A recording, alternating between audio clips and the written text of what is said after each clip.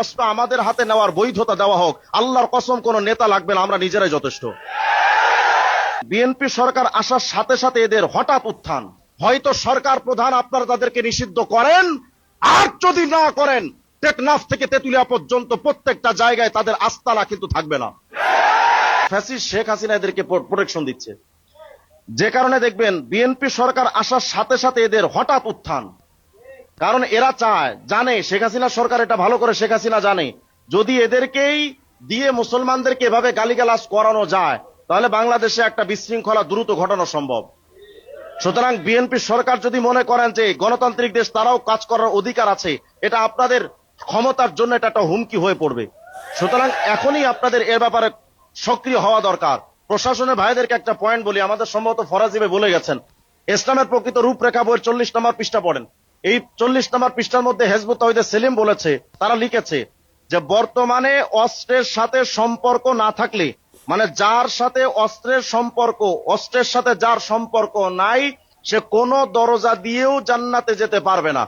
আমি প্রশাসনদের কাছে জানতে চাই, হিজবুত তাওহীদের সেলিমের এই বক্তব্য যদি মানতে হয় যে জান্নাতে যেতে গেলে, মুসলমান হতে গেলে অস্ত্রের সাথে সম্পর্ক রাখা লাগবে, যেহেতু তারা ছাড়া মুসলমান নয়, তার মানে তাদের কাছে অস্ত্র আছে, তাদের সাথে অস্ত্রের সাথে তাদের সম্পর্ক আছে।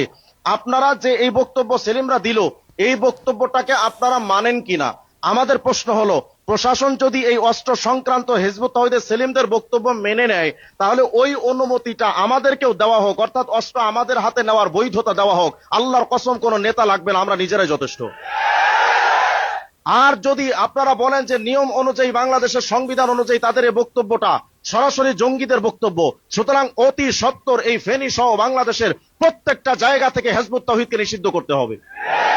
যদি আপনারা প্রশাসনের লোকেরা মনে করেন আমরা আপনাদের কাছে দয়া ভিক্ষা চাচ্ছি, আল্লাহর কসম করে দয়া ভিক্ষা নয়, এটা আমাদের সাংবিধানিক অধিকার। সুতরাং যদি আপনারা সহজভাবে তাদেরকে বন্ধ না করেন, আমি 8 বছর ধরে চিল্লাচ্ছি, জাতিকে সজাগ করার জন্য আমি কথা বলে যাচ্ছি। সুতরাং এখন সময় এসে গেছে, আমি তো এমনও চেয়েছি যে আমাকে তারা গুম করে দিক, আমাকে প্রয়োজন হত্যা করুক, বাংলাদেশের সমস্ত মুসলমান তাদের ব্যাপারে জাগ্রত হোক। আলহামদুলিল্লাহ এখন সে জাগরণের সময় এসেছে। খুব তাড়াতাড়ি এমন একটা সময় আসবে, হয়তো সরকার প্রধান আপনারা তাদেরকে নিষিদ্ধ করেন, আর যদি না করেন টেকনাফ থেকে তেতুলিয়া পর্যন্ত প্রত্যেকটা জায়গায় তাদের আস্তানা কিন্তু থাকবে না। আমরা কিন্তু এটা বলি না, আমরা শোনেন, আমি বলি না এটা যে আপনারা মব সৃষ্টি করেন, কিন্তু আমি শুধু মুসলমানদের ঈমানি চেতনার জাগরণের কথা বলে যাচ্ছি। এটা মুসলমানদের ভেতরের কথা। তারা তাদের সামনে তাদের মুসলমানদেরকে গালি দিবে, ইসলামকে খ্রিস্টানদের আবিষ্কার বলে গালি দিবে, মুসলমানদেরকে আসমানের চেয়ে সবচেয়ে নিকৃষ্ট বলে গালি দিবে। বোরখার ব্যাপারে তারা বলে বোরখা শয়তানের আবিষ্কার করা, দাড়ির ব্যাপারে তারা বলে দাড়ি টুপি এগুলোর সাথে মুসলমানের কোনো সম্পর্ক নাই। আমাদের নবীর ব্যাপারে তাদের আকীদা নামক বইয়ের মধ্যে লিখেছে আমাদের নবী মোহাম্মদ আজও পর্যন্ত রহমতুল্লিল আলামিন হতে পারে নাই।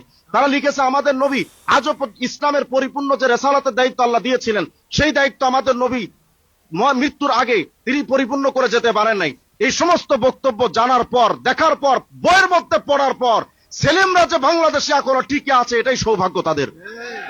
সুতরাং সরকার প্রধানদের উচিত বাংলাদেশের পরিবেশকে সুন্দর স্বাভাবিক রাখার জন্য হিজবুত তাওহীদকে অতি সত্বর নিষিদ্ধ করা।